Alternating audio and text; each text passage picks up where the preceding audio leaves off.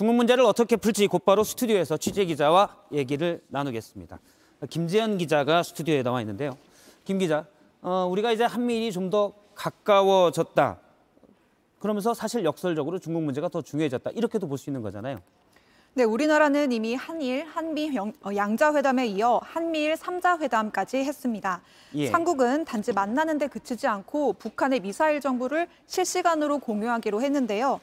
협력 수준을 상당히 끌어올린 거라 밀착했다라는 표현이 틀리지 않은 걸로 보입니다.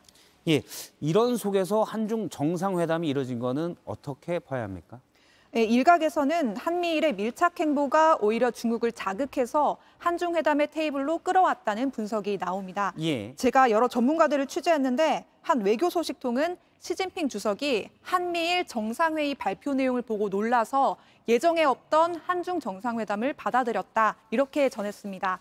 예. 사실 대통령실도 어제까지만 해도 노력 중이라고 했지 이 회담 성사에 대해서 확신은 하지 않는 분위기였는데요. 한미일이 대놓고 중국을 포위하는 모양새를 취하자 중국도 일단 우리 입장을 들어보자고 나왔다는 분석입니다.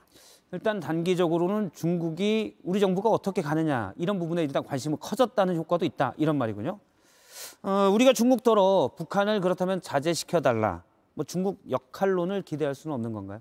당장 전망은 밝지 않습니다.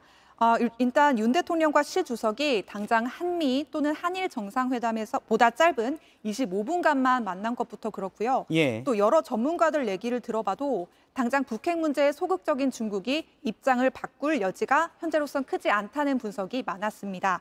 한 전문가는 7차 핵실험과 관련해서 중국이 나서서 적극적으로 북한을 억제할 의지와 능력은 크지 않다고 말했습니다. 그럼에도 중국이 한중 정상회담에 나선 것은 일단 한미일 공조가 신경은 쓰이고 또 대체 우리가 어떤 의중인지 탐색하려는 목적이 크다는 분석입니다. 결국 중국 역할로는 중국보다는 우리가 중장기적으로 만들어가야 할 과제로 남은 셈입니다. 예, 김재현 기자였습니다.